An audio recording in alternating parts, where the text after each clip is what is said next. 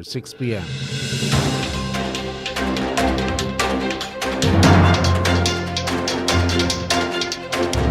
The news from Guyana, the region and the world.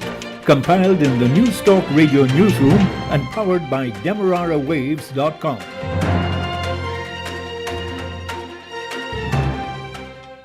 With the news at 6, I'm Dennis Chabrol. Good evening. First, the highlights.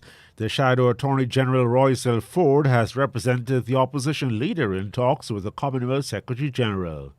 A man says he faked a robbery because he was overworked and underpaid. And regionally, a Trinidad and Tobago opposition parliamentarian wants fireworks to be banned. In Cuba, that country is rushing nurses to the Bahamas, where many of their local counterparts are COVID positive and off the job. We also have the International Bulletin of News from the BBC. But first, a word from our sponsor. Is it a special occasion? Are you on a budget but still want a filling and also mouth-watering meal? Look no further. KFC is here for you at 9 locations and 6 drive-thrus, including the Amazonia Mall at Providence, which now delivers from Shore Base to Little Diamond. Call 632-0533, 6080-162, or 503-3591. KFC. It's finger-licking good. And now the news in detail. Shadow Attorney General Royce L. Ford has represented opposition leader Joseph Harmon in a meeting with the Secretary General of the Commonwealth, Baroness Patricia Scotland. Sources say that Mr. Harmon could not attend the meeting due to an urgent medical appointment. Importantly, the meeting between Mr. Ford and Baroness Scotland was held at Congress Place, the headquarters of the People's National Congress Reform, and not at the opposition leader's office on Pearl Street. Pressed on whether Mr. Ford is being positioned to take over the position of opposition leader from Mr. Harmon, the source said, at least not yet. Mr. Ford had previously performed the duties of opposition leader while Mr. Harmon had been overseas. The People's National Congress Reform's Central Executive Committee had decided that its leader, Mr. Aubrey Norton, should become a parliamentarian and become the opposition leader. Mr. Ford had been on Mr. Harmon's team at the recent contest for the post of leader and other executive members at the PNCR's internal elections held recently. But after those polls, the PNCR leader co-opted Mr. Ford to sit on the Central Executive Committee. During the life of the past executive, then-party leader David Granger had co-opted Mr. Harmon to sit on the PNCR's executive, and almost immediately afterwards he had been selected and supported by the wider opposition of a Partnership for National Unity plus Alliance for Change to become opposition leader. Brazil's President Jair Bolsonaro is scheduled to pay a one-day visit to Guyana next week, Friday. This was confirmed by the Permanent Secretary of the Ministry of Foreign Affairs, Ambassador Elizabeth Harper. Already, President Irfan Ali and President Bolsonaro have met virtually to prepare for the visit by the leader of that Portuguese-speaking nation. In that preparatory meeting, Dr. Ali listed energy, food security, telecommunication, infrastructure integration, and trade that he'd like to discuss with his Brazilian counterpart. President Ali also wants to discuss the possibility of Brazil assisting with the development of Guyana's bauxite and increasing the quota for rice exports under a partial scope agreement. The Brazilian leader will be visiting Suriname next Thursday before coming to Guyana the next day. Guyana is examining a proposal by a Jamaican-headquartered firm to provide crop insurance to farmers. Speaking before the bipartisan Parliamentary Economic Services Committee, Minister of Agriculture Zulfikar Mustafa announced that Grace Kennedy is offering crop insurance. We are looking at the Jamaican example because it's a sister Caribbean country, and I think that it works. According to the information that we have received from Grace Kennedy, it is working in Jamaica. That is why they are pursuing in other parts, in other territories. In the ministerial task force, we have narrowed down some special commodities that we are looking at. And those are the first commodities that we will target, followed by other commodities in the Caribbean. The Agriculture Minister says there has been no concrete decision yet on taking up the offer of crop insurance. We are now at the discussion stage with a project that was implemented in Jamaica. We have set ourselves timeline by the second quarter of 2022 to conclude discussion. This has not been, we have not implemented anything as yet. Excuse me. The proposing. We are at a discussion stage where there is a policy or where there is a company that have started a project in Jamaica and where the Jamaican farmers have welcomed it, where I have had a number of discussions and discourses with our farmers in Guyana, and they are also looking forward to it. Agriculture Minister Zulfikar Mustafa. Guyana's death toll from the coronavirus is now 1,075, and the figures show that there are now 1,000 new cases within the past 24 hours. Of the 109 persons who were hospitalized, 13 are seriously sick and are in the intensive care unit. There are now 7,462 persons who have been ordered to isolate themselves at home. 9 other persons have been quarantined. Police say a driver's salesman has admitted to staging a robbery because he was overworked and underpaid. He reportedly stole the money belonging to Fernandez Guyana Enterprise shortly before 6 p.m. on Monday. Investigators say that the account of the purported armed robbery on January 10 did not add up, and he buckled under further questioning. The 39-year-old man, who was employed by Fernandez Guyana Enterprise, eventually took police to a derelict vehicle in his yard and took out a bag containing almost $130,000.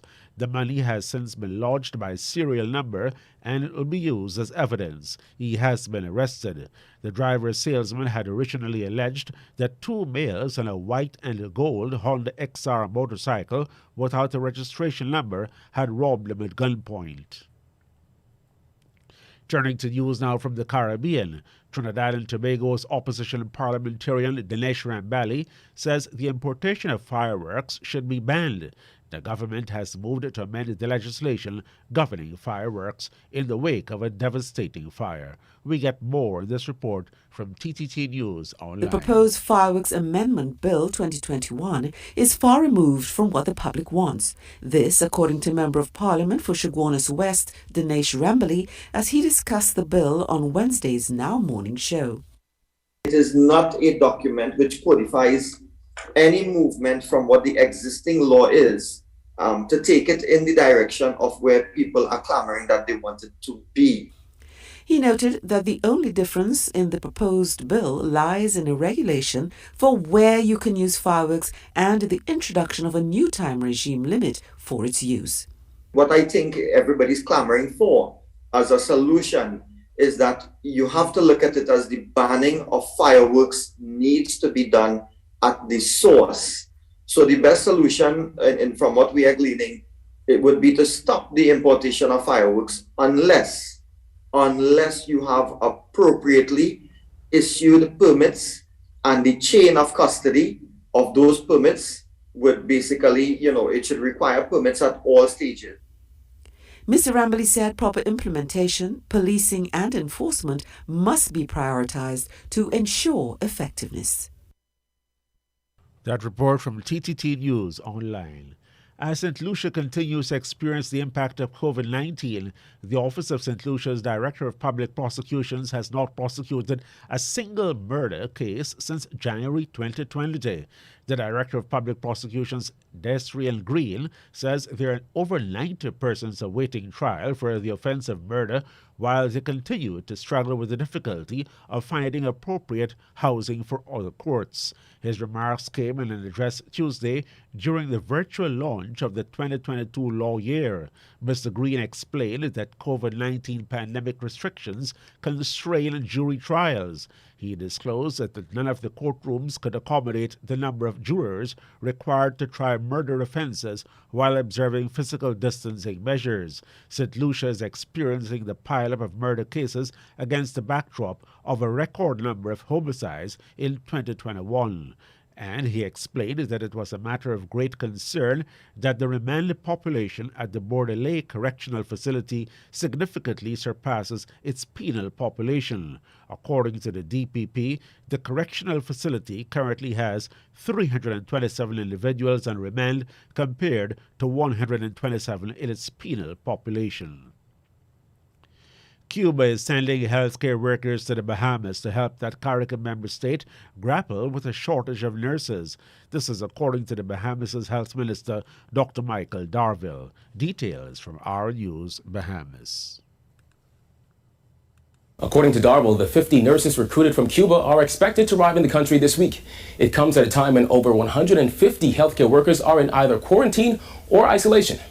This morning we had a number of somewhere between 160 to 180, I can't confirm. And with that being said, we placed the new protocols in, and so probably today some additional ones will come back into service. And I'm looking forward for the new 50 nurses from Cuba to be a part of the system to help us. Latest official figures show that 800 persons have tested COVID positive. The Bahamian health minister says that preliminary tests have confirmed that a highly contagious Omicron variant is in the archipelago. Figures show that so far, 110 persons have been hospitalized with COVID. Several Caribbean countries are recording a more than 100% increase in the number of COVID-positive persons. We got that rounded up from Antigua and Barbuda Radio's Garfield Burford. Latest figures from the Pan-American Health Organization, PAHO, show that 7 COVID-19 cases in Antigua and Barbuda have shot up by 137%. Well, PAHO's daily update for January 10 shows most countries in the region with increases in cases well over 100%. The British Overseas Territory of Anguilla has seen cases jump by a staggering 857% over the 7-day period, by far the highest in the Americas over the period. Other countries in the region with sharp rises are Guyana, where cases have surged by 409% over the 7 days, Cuba 371%, Guadeloupe 361%, and Grenada 253% over the 7-day period.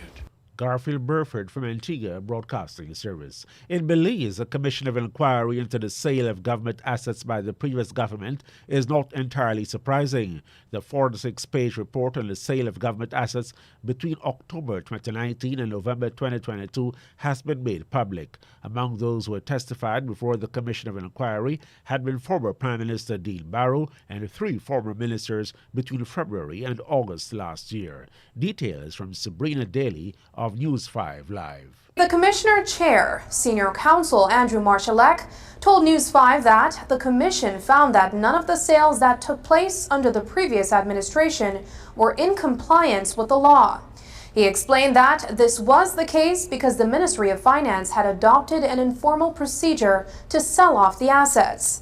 Because the process did not follow the legal guidelines for such sales, everyone who participated in those transactions, including 2 ministers of government at the time, were violating the law. Sale of public assets is governed by the provisions of the Finance and Audit Reform Act, and it requires that the sales be done through one of 3 possible tendering processes: the open tender, the selective tender, or the limited tender. There wasn't an attempt to do any of it. So that all the sales fell afoul of the law. I know when people ask that, they generally ask it in the context of somebody being criminally charged or being punished for what happened. I don't think that can happen. The Commission of Inquiry report also detailed the sale of vehicles from the government's vehicle care unit. Laptops and specially made furniture sold off during the period under investigation. Chairman Marshallek told us that the only transactions that the current government can pursue legally would be one involving a former minister. Only aspect of what came out of the Commission's inquiries that we've recommended be further investigated with a view to possible criminal prosecution would arise out of the sale of the Tacoma to Honorable Hugo Pat and the relationship with Kelvin Lee, and the relationship, if any, that those had to the sale of government lands to Kelvin Lee. That would have been the most significant possibility where criminal behavior could have taken place, and it certainly needs to be looked into further. Senior Counsel Andrew Marshallek ending that report from News 5 Live in Belize. He says that Belize needs to have a procurement law, even as he notes that a procurement handbook had been produced since 2010, but appears to have been largely ignored. In Antigua, fire has left 5 persons homeless. The country's fire chief Elvis Weaver says that a fire occurred early Monday morning at Nut Grove. He says that 3 wooden structures were destroyed. Pointing out the extensive damage which had been done, he added that he was uncertain whether the buildings were covered by insurance. The cause of the fire was not immediately clear. However, investigations into the reason for the blaze are ongoing. And now we go to the BBC World Service for the latest bulletin of international news. Hello, I'm Eileen McHugh with the BBC News. Russia has warned that a further worsening of ties with NATO could have dire consequences for European security. Speaking after talks aimed at reducing tensions over Ukraine, Russia's Deputy Foreign Minister Alexander Grushko said NATO's eastward expansion created unacceptable risks. But he said the government in Moscow was willing to hold further talks. We are ready to continue, but it should be meaningful discussions. It should not be a repetition of so-called slogans or principles.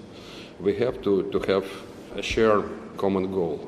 Our common goal is sound new security systems in Europe based on the new principles.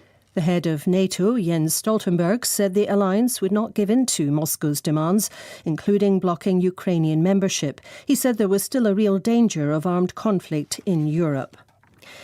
The British Prime Minister Boris Johnson is facing pressure to resign from members of his own Conservative Party after he admitted attending a drinks party during a COVID lockdown. Mr Johnson apologised in Parliament, but he said he believed at the time of the gathering in 2020 that it was work-related. Here's our political editor, Laura Koonsberg. The Prime Minister's admission and apology in the Commons has likely bought him a little time.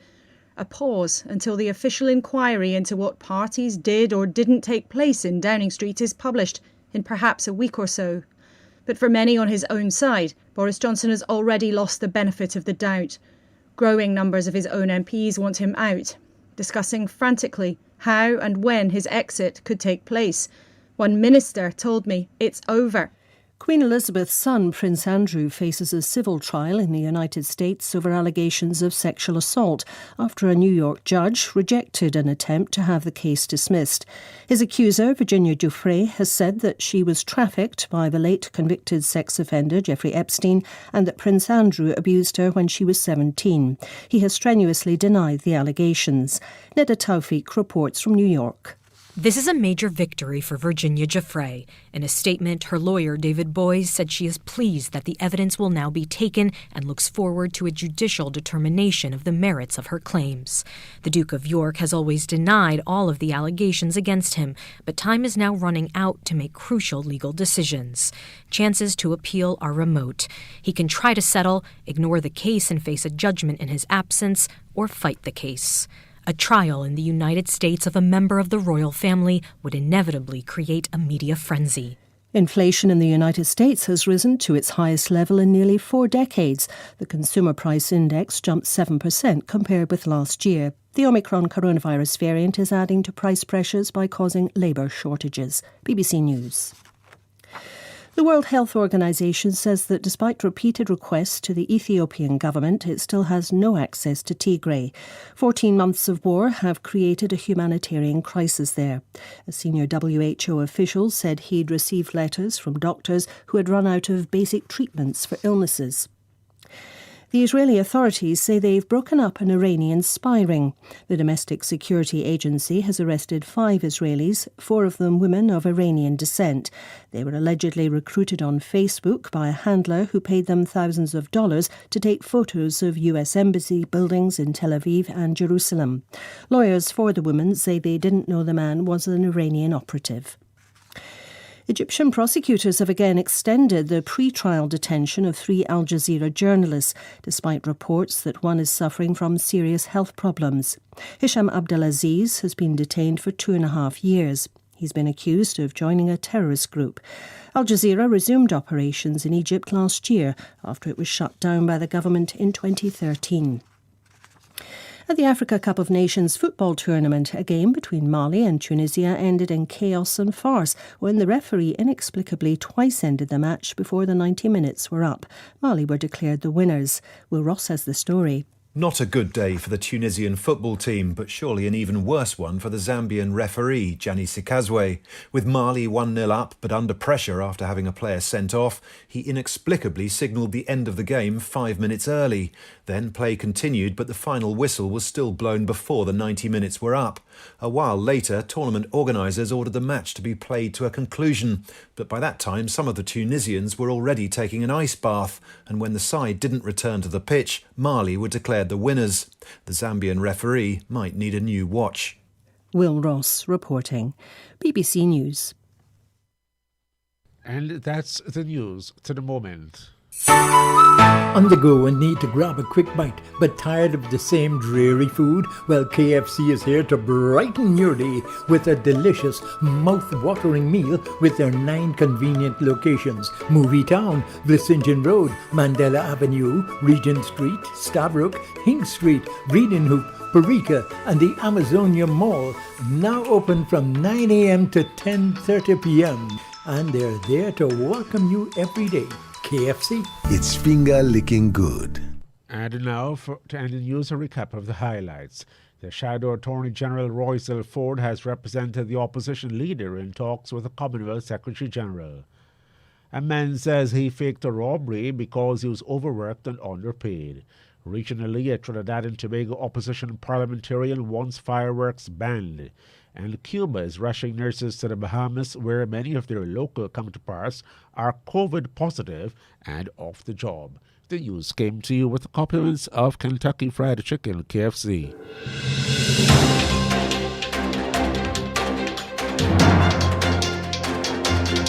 This has been the news, compiled in the News Talk Radio newsroom. For ongoing updates, visit demerarawaves.com, and you can check facebook.com/demwaves and twitter.com/demwaves.